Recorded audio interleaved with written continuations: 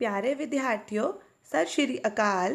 मैं Priyanka Mahajan, science mistress, government girl senior secondary school Lohian Khas Jalandhar ਅੱਜ ਤੁਹਾਨੂੰ 9ਵੀਂ ਜਮਾਤ ਦਾ ਅਧਿਆਇ ਨੰਬਰ 13 ਅਸੀਂ ਬਿਮਾਰ ਕਿਉਂ ਹੁੰਦੇ ਹਾਂ, ਵਾਈ ਡੂ ਵੀ ਫਾਲ ਇਲ ਕਰਵਾਉਣ ਜਾ ਰਹੀ ਹਾਂ।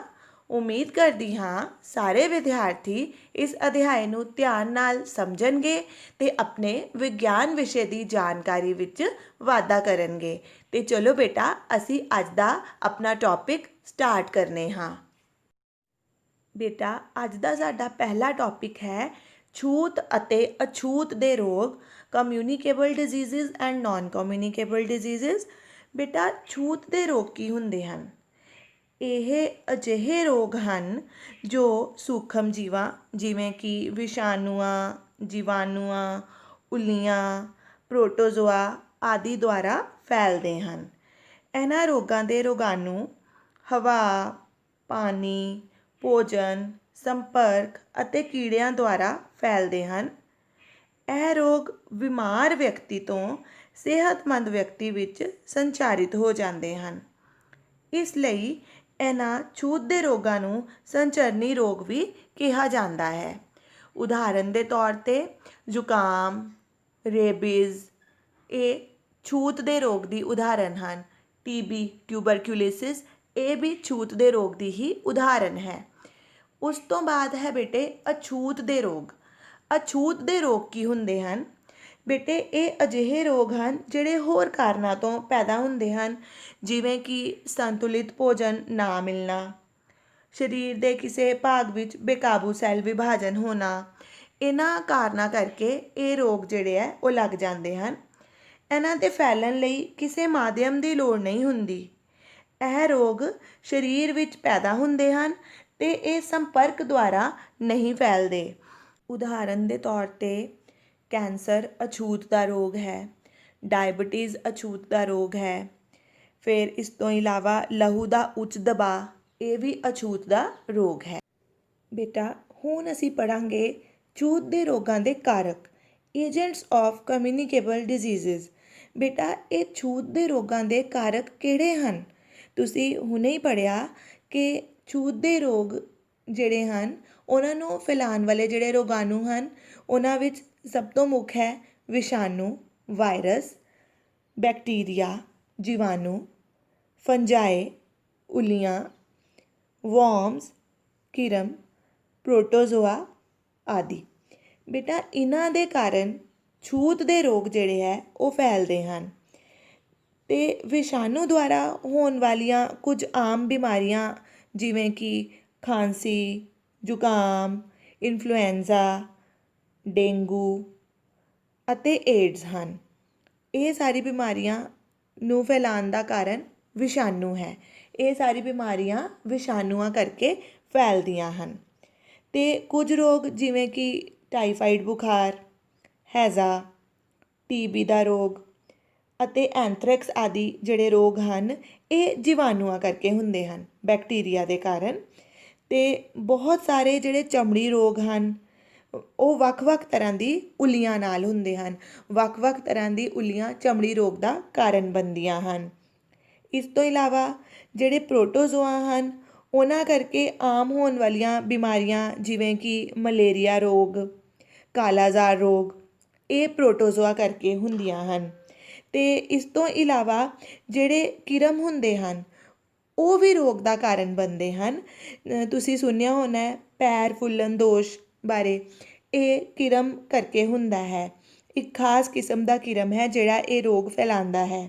ਇਸ ਤੋਂ ਇਲਾਵਾ ਤੁਸੀਂ ਆਂਤੜੀਆਂ ਵਿੱਚ ਕਿਰਮਾਂ ਦੀ ਲਾਰ ਕਾਰਨ ਹੋਣ ਵਾਲਾ ਰੋਗ ਵੀ ਸੁਣਿਆ ਹੋਣਾ। ਅਤੇ ਇਹ ਸਾਰੇ ਜਿਹੜੇ ਹਨ ਵਿਸ਼ਾਣੂ, ਜੀਵਾਣੂ, ਫੰਜਾਈ, ਪ੍ਰੋਟੋਜ਼ੋਆ, ਕੀੜਮ ਇਹ ਸਾਰੇ ਛੂਤ ਦੇ ਰੋਗਾਂ ਦੇ ਕਾਰਕ ਹਨ। ਇਹ ਕਿਉਂ ਜ਼ਰੂਰੀ ਹੈ ਕਿ ਅਸੀਂ ਲਾਗ ਕਰਨ ਵਾਲੇ ਇਹਨਾਂ ਕਾਰਕਾਂ ਬਾਰੇ ਸੋਚੀਏ? ਇਸ ਦਾ ਉੱਤਰ ਇਹ ਹੈ ਕਿ ਇਹਨਾਂ ਵਰਗਾਂ ਬਾਰੇ ਜਾਣਨਾ ਇਸ ਲਈ ਜ਼ਰੂਰੀ ਹੈ ਤਾਂ ਕਿ ਇਹ ਫੈਸਲਾ ਕੀਤਾ ਜਾ ਸਕੇ ਕਿ ਕਿਸ ਤਰ੍ਹਾਂ ਦਾ ਇਲਾਜ ਕਰਨਾ ਹੈ। ਇਹਨਾਂ ਸਾਰੇ ਵਰਗਾਂ ਦੇ ਜਿਵੇਂ ਵਿਸ਼ਾਣੂਆਂ, ਜੀਵਾਣੂਆਂ ਆਦਿ ਦੇ ਕੁਝ ਸਾਂਝੇ ਜੈਵਿਕ ਗੁਣ ਹਨ। ਉਦਾਹਰਨ ਦੇ ਤੌਰ 'ਤੇ ਵਿਸ਼ਾਣੂ ਪਰਪੋਸ਼ੀ ਦੇ ਸਰੀਰਕ ਸੈੱਲਾਂ ਵਿੱਚ ਰਹਿੰਦੇ ਹਨ, ਪਰ ਜੀਵਾਣੂ ਅਜਿਹਾ ਨਹੀਂ ਕਰਦੇ। ਇੱਕ ਹੋਰ ਉਦਾਹਰਨ ਲਓ। ਵਿਸ਼ਾਣੂ, ਜੀਵਾਣੂ ਅਤੇ ਉੱਲੀਆਂ ਬਹੁਤ ਤੇਜ਼ੀ ਨਾਲ ਗੁਣਿਤ ਹੁੰਦੇ ਹਨ, ਪਰੰਤੂ ਇਸ ਦੀ ਤੁਲਨਾ ਵਿੱਚ ਕਿਰਮਾਂ ਵਿੱਚ ਵਾਧਾ ਜਾਂ ਗੁਣਨ ਹੌਲੀ ਹੁੰਦਾ ਹੈ। ਅਨੇਕ ਜੈਵ ਪ੍ਰਕਿਰਿਆ ਸਾਰੇ ਜੀਵਾਣੂਆਂ ਵਿੱਚ ਇੱਕ ਸਮਾਨ ਹੁੰਦੀਆਂ ਹਨ, ਪਰ ਵਿਸ਼ਾਣੂ ਵਰਗ ਤੋਂ ਭਿੰਨ ਹੁੰਦੀਆਂ ਹਨ। ਇੱਕ ਦਵਾਈ ਜੋ ਕਿਸੇ ਵਰਗ ਵਿੱਚ ਇੱਕ ਜੈਵ ਪ੍ਰਕਿਰਿਆ ਨੂੰ ਰੋਕਦੀ ਹੈ, ਉਹ ਉਸ ਵਰਗ ਦੇ ਦੂਜੇ ਮੈਂਬਰਾਂ 'ਤੇ ਵੀ ਉਸੇ ਤਰ੍ਹਾਂ ਦਾ ਪ੍ਰਭਾਵ ਪਾਏਗੀ, ਪਰ ਇਹ ਦਵਾਈ ਦੂਜੇ ਵਰਗ ਨਾਲ ਸੰਬੰਧਿਤ ਰੋਗਾਣੂਆਂ 'ਤੇ ਕੋਈ ਪ੍ਰਭਾਵ ਨਹੀਂ ਪਾਏਗੀ। ਅਸੀਂ ਪ੍ਰਤੀਜੈਵਿਕ ਦਵਾਈ ਐਂਟੀਬਾਇਓਟਿਕਸ ਦੀ ਹੀ ਉਦਾਹਰਨ ਲੈਂਦੇ ਹਾਂ। ਤੁਸੀਂ ਦੇਖ ਸਕਦੇ ਹੋ ਪੈਨਸਿਲਿਨ, ਸਟ੍ਰੈਪਟੋਮਾਈਸਿਨ, ਟੈਟਰਾਸਾਈਕਲਿਨ, ਐਂਥਰੋਮਾਈਸਿਨ, ਇਹ ਸਾਰੀ ਪ੍ਰਤੀਜੈਵਿਕ ਦਵਾਈਆਂ ਦੀ ਉਦਾਹਰਨਾਂ ਹਨ। ਅਸੀਂ ਪੈਨਸਿਲਿਨ ਦਾ ਕੇਸ ਡਿਸਕਸ ਕਰਨੇ ਹਾਂ।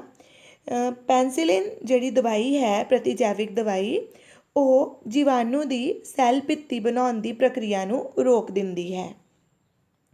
ਅਤੇ ਜਦੋਂ ਬਹੁਤ ਸਾਰੇ ਜੀਵਾਣੂ ਆਪਣੀ ਰੱਖਿਆ ਲਈ ਸੈੱਲ ਭਿੱਤੀ ਜਾਂ ਸੈੱਲ ਕਵਚ ਬਣਾ ਲੈਂਦੇ ਹਨ, ਤਾਂ ਪੈਨਸਿਲਿਨ, ਜੋ ਕਿ ਇੱਕ ਪ੍ਰਤੀਜੈਵਿਕ ਦਵਾਈ ਹੈ, ਜੀਵਾਣੂਆਂ ਦੀ ਸੈੱਲ ਭਿੱਤੀ ਬਣਾਉਣ ਦੀ ਪ੍ਰਕਿਰਿਆ ਨੂੰ ਰੋਕ ਦਿੰਦੀ ਹੈ।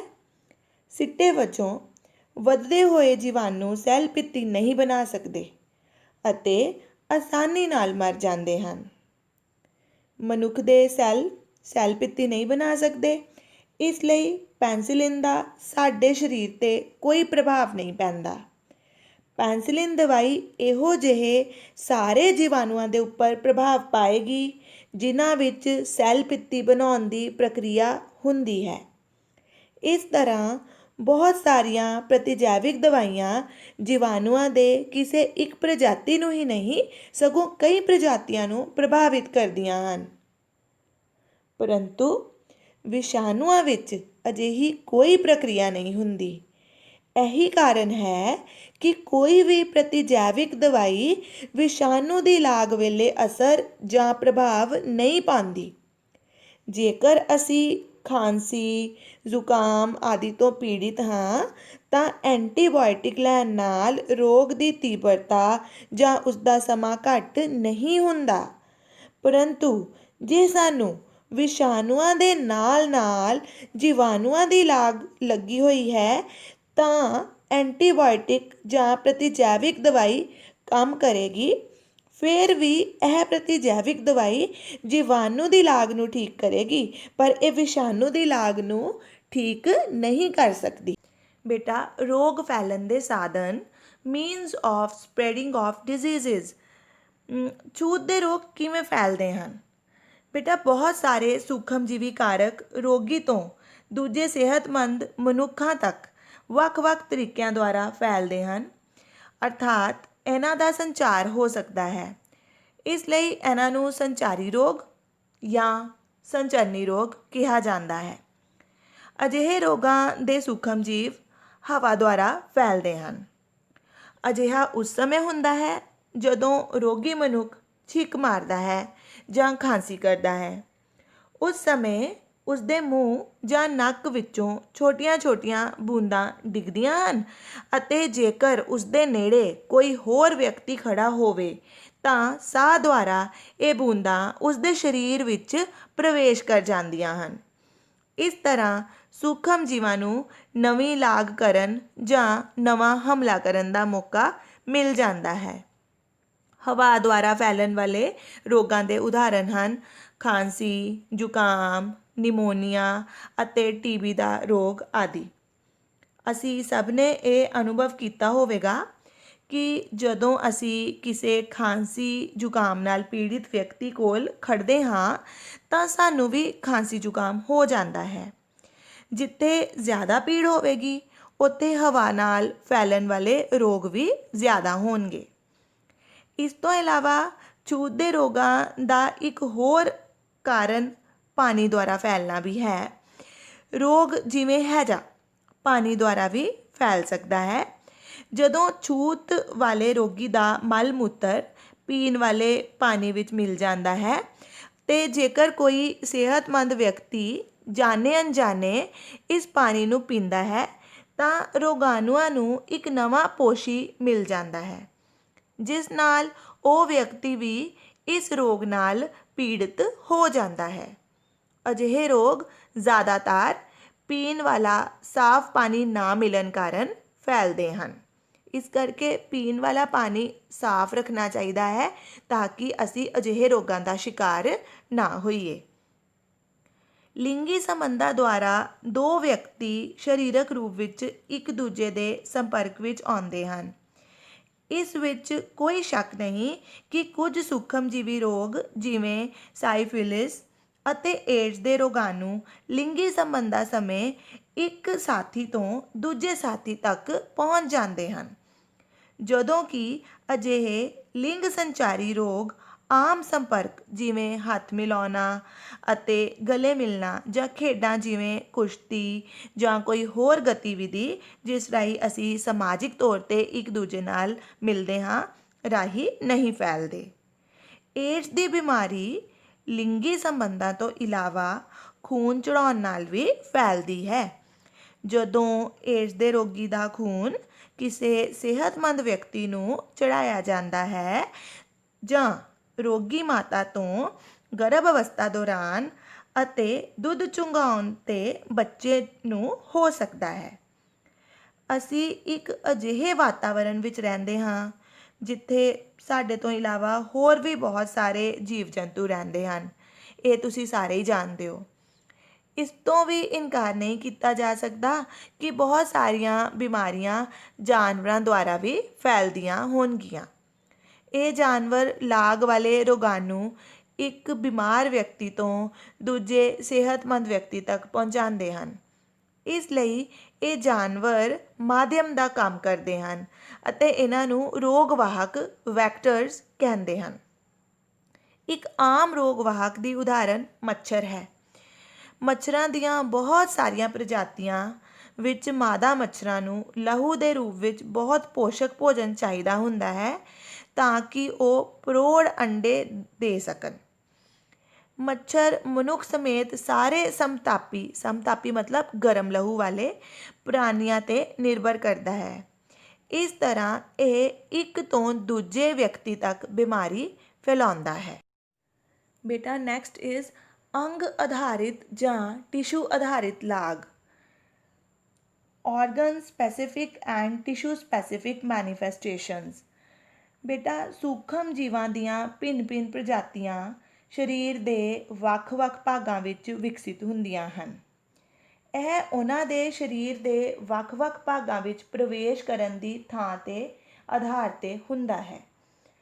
ਜੇਕਰ ਇਹ ਹਵਾ ਵਿੱਚੋਂ ਨੱਕ ਰਾਹੀਂ ਪ੍ਰਵੇਸ਼ ਕਰਦੇ ਹਨ ਤਾਂ ਇਹ ਫੇਫੜਿਆਂ ਵਿੱਚ ਜਾਣਗੇ। ਅਜਿਹਾ ਜੀਵਾਣੂਆਂ ਤੋਂ ਹੋਣ ਵਾਲੇ ਟੀਬੀ ਦੇ ਰੋਗ ਵਿੱਚ ਹੁੰਦਾ ਹੈ।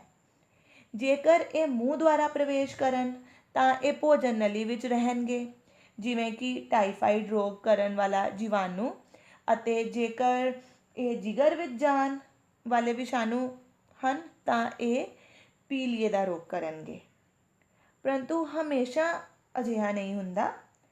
HIV ਵਿਸ਼ਾਣੂ ਦੀ ਲਾਗ ਜੋ ਸਰੀਰ ਵਿੱਚ ਸਰੀਰਕ ਸੰਬੰਧਾਂ ਰਾਹੀਂ ਲੱਗਦੀ ਹੈ, ਲਸਿਕਾ ਗ੍ਰੰਥੀਆਂ ਵਿੱਚ ਫੈਲਦੀ ਹੈ ਜੋ ਸਾਰੇ ਸਰੀਰ ਵਿੱਚ ਮੌਜੂਦ ਹੁੰਦੀਆਂ ਹਨ।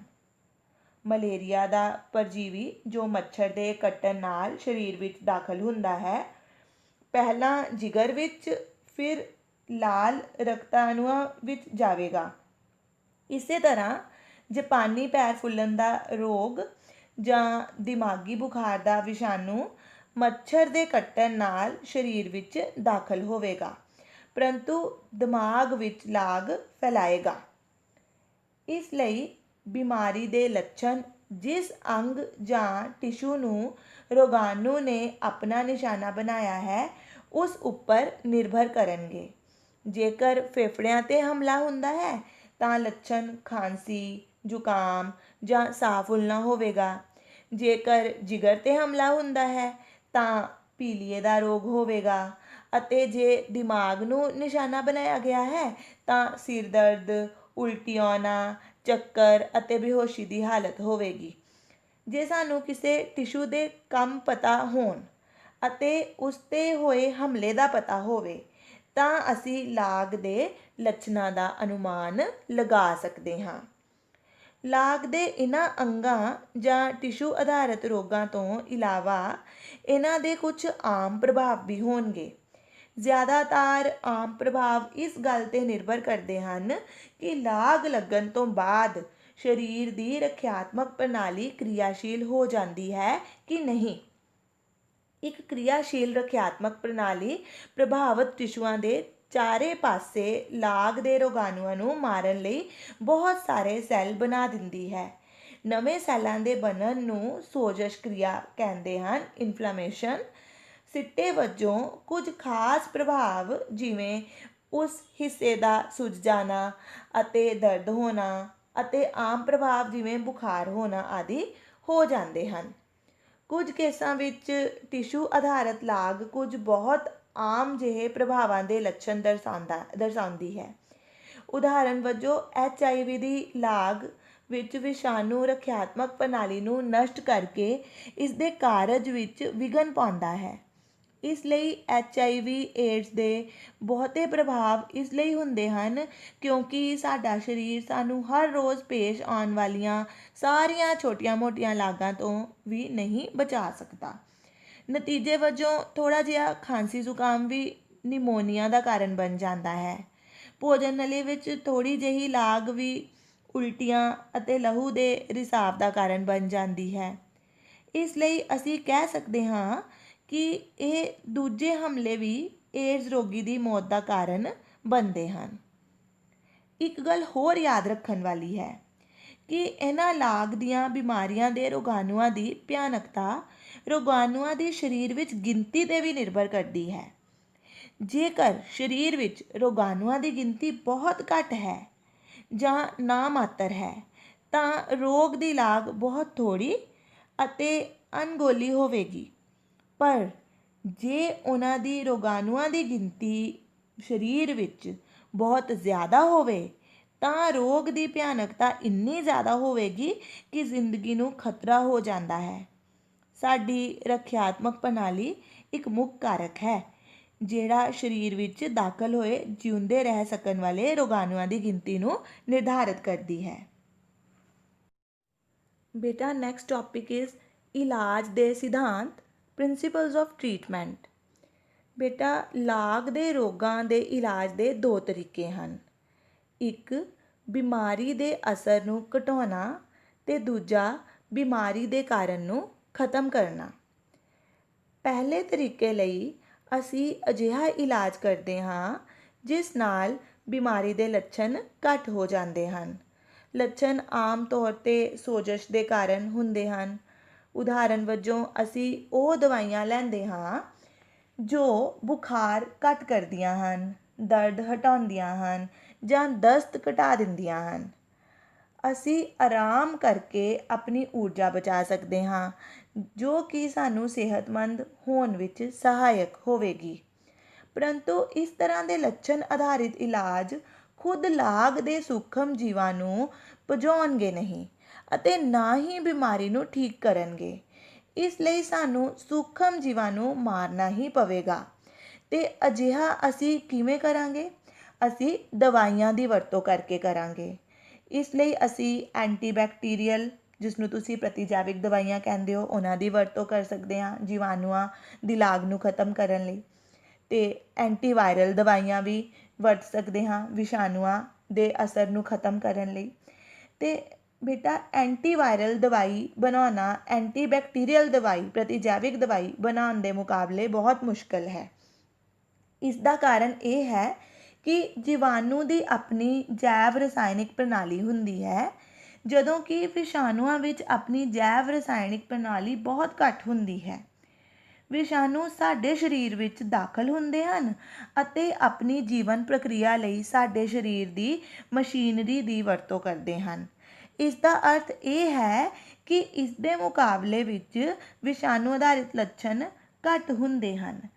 ਇਹਨਾਂ ਕਮੀਆਂ ਦੇ ਬਾਵਜੂਦ ਹੁਣ ਪ੍ਰਭਾਵਸ਼ਾਲੀ ਐਂਟੀਵਾਇਰਲ ਦਵਾਈਆਂ ਉਪਲਬਧ ਹਨ। ਉਦਾਹਰਨ ਵਜੋਂ HIV ਦੀ ਲਾਗ ਨੂੰ ਕੰਟਰੋਲ ਕਰਨ ਦੀ ਦਵਾਈ ਉਪਲਬਧ ਹੈ। ਬੇਟਾ ਇਸ ਤਰ੍ਹਾਂ ਦੀਆਂ ਦਵਾਈਆਂ ਵੀ ਹਨ ਜਿਹੜੀਆਂ ਮਲੇਰੀਆ ਪਰਜੀਵੀ ਵਰਗੇ ਪ੍ਰੋਟੋਜ਼ੋਆ ਨੂੰ ਮਾਰਦੀਆਂ ਹਨ, ਅਤੇ ਅਜਿਹੀਆਂ ਦਵਾਈਆਂ ਵੀ ਉਪਲਬਧ ਹਨ ਜਿਹੜੀ ਉੱਲੀਆਂ ਦੇ ਅਸਰ ਨੂੰ ਖਤਮ ਕਰਦੀਆਂ ਹਨ। ਬੇਟਾ ਨੈਕਸਟ ਇਜ਼ ਬਚਾਅ ਦੇ ਸਿਧਾਂਤ, ਪ੍ਰਿੰਸੀਪਲਸ ਆਫ ਪ੍ਰੀਵੈਂਸ਼ਨ। ਹੁਣ ਤੱਕ ਅਸੀਂ ਇਹ ਪੜ੍ਹਿਆ ਹੈ ਕਿ ਜੇ ਕਿਸੇ ਵਿਅਕਤੀ ਨੂੰ ਕੋਈ ਰੋਗ ਹੈ ਤਾਂ ਉਸਦੀ ਲਾਗ ਤੋਂ ਛੁਟਕਾਰਾ ਕਿਵੇਂ ਪਾਉਣਾ ਹੈ। ਪਰੰਤੂ ਲਾਗ ਦੀ ਬਿਮਾਰੀ ਨਾਲ ਨਿਪਟਣ ਦੀ ਇਸ ਵਿਧੀ ਵਿੱਚ 3 ਖਾਮੀਆਂ ਹਨ।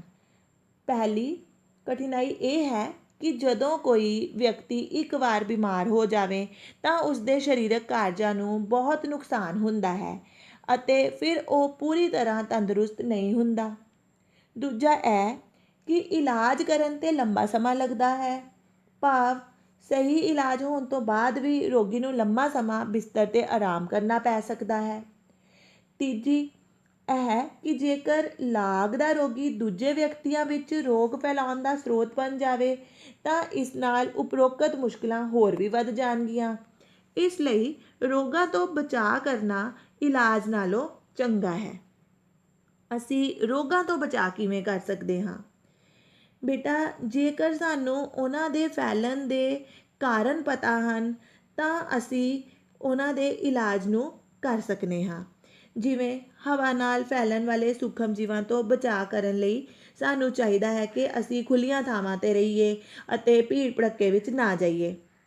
ਪਾਣੀ ਨਾਲ ਫੈਲਣ ਵਾਲੇ ਸੂਖਮ ਜੀਵਾਂ ਤੋਂ ਬਚਣ ਲਈ ਸਾਫ਼ ਪਾਣੀ ਪੀਣਾ ਚਾਹੀਦਾ ਹੈ। ਇਸ ਲਈ ਤੁਸੀਂ ਪਾਣੀ ਵਿੱਚ ਸੂਖਮ ਜੀਵਾਂ ਨੂੰ ਮਾਰਨ ਦੀ ਕੋਈ ਦਵਾਈ ਵੀ ਪਾ ਸਕਦੇ ਹੋ ਜਾਂ ਕੋਈ ਹੋਰ ਤਰੀਕਾ ਵੀ ਅਪਣਾ ਸਕਦੇ ਹੋ। ਅਤੇ ਰੋਗ ਵਾਹਕਾਂ ਰਾਹੀਂ ਫੈਲਣ ਵਾਲੇ ਰੋਗਾਂ ਤੋਂ ਬਚਾਅ ਲਈ ਸਾਨੂੰ ਸਾਫ਼ ਵਾਤਾਵਰਨ ਵਿੱਚ ਰਹਿਣਾ ਚਾਹੀਦਾ ਹੈ। ਅਜਿਹੇ ਵਾਤਾਵਰਨ ਵਿੱਚ ਮੱਛਰ ਨਹੀਂ ਪੈਦਾ ਹੋਣਗੇ, ਭਾਵ ਲਾਗ ਦੇ ਰੋਗਾਂ ਤੋਂ ਬਚਣ ਲਈ ਸਫਾਈ ਵੀ ਜ਼ਰੂਰੀ ਹੈ।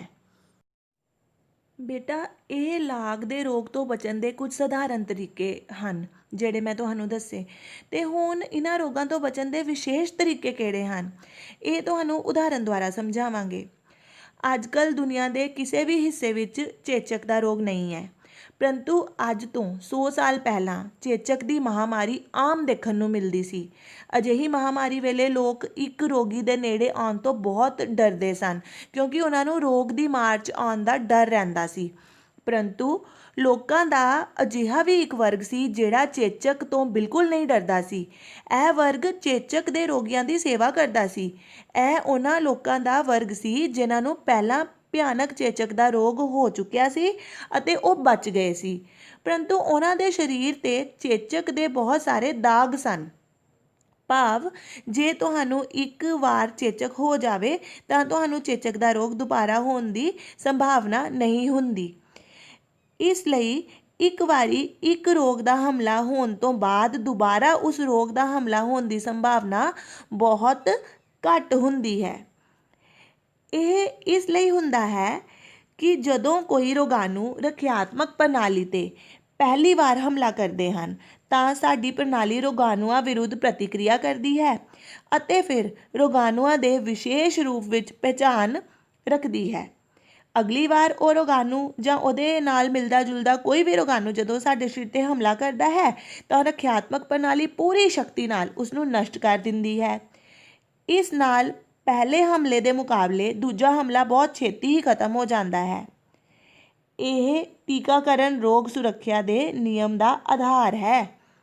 ਹੁਣ ਅਸੀਂ ਇਹ ਕਹਿ ਸਕਦੇ ਹਾਂ ਕਿ ਟੀਕਾਕਰਨ ਦਾ ਸਧਾਰਨ ਨਿਯਮ ਇਹ ਹੈ ਕਿ ਸਰੀਰ ਵਿੱਚ ਵਿਸ਼ੇਸ਼ ਲਾਗ ਦਾ ਹਮਲਾ ਕਰਵਾ ਕੇ ਰੱਖਿਆਤਮਕ ਪ੍ਰਣਾਲੀ ਨੂੰ ਮੂਰਖ ਬਣਾ ਸਕਦੇ ਹਾਂ ਤਾਂ ਕਿ ਉਹ ਲਾਗ ਦੇ ਰੋਗਾਣੂਆਂ ਦੀ ਪਛਾਣ ਕਰ ਲਵੇ। ਇਹ ਉਹਨਾਂ ਰੋਗਾਣੂਆਂ ਦੀ ਨਕਲ ਕਰਦਾ ਹੈ ਜੋ ਟੀਕੇ ਦੁਆਰਾ ਸਰੀਰ ਵਿੱਚ ਪਹੁੰਚੇ ਹਨ ਅਤੇ ਜਿਨ੍ਹਾਂ ਵਿਰੁੱਧ ਅਸੀਂ ਰੋਗ ਸੁਰੱਖਿਆ ਪੈਦਾ ਕਰਨਾ ਚਾਹੁੰਦੇ ਹਾਂ। ਇਹ ਅਸਲ ਵਿੱਚ ਰੋਗ ਨਹੀਂ ਫੈਲਾਉਂਦੇ, ਬਲਕਿ ਇਹ ਲਾਗ ਵਾਲੇ ਰੋਗਾਣੂਆਂ ਦਾ ਦੁਬਾਰਾ ਹਮਲਾ ਹੋਣ ਤੋਂ ਬਚਾਉਂਦੇ ਹਨ ਜੋ ਕਿ ਬਿਮਾਰੀ ਕਰ ਸਕਦੇ ਹਨ। ਬੇਟਾ ਤੁਹਾਨੂੰ ਰੋਗ ਸੁਰੱਖਿਆ ਇਮਿਊਨਾਈਜੇਸ਼ਨ ਬਾਰੇ ਇੱਕ ਹੋਰ ਰੋਚਕ ਤੱਥ ਦੱਸਾਂਗੇ।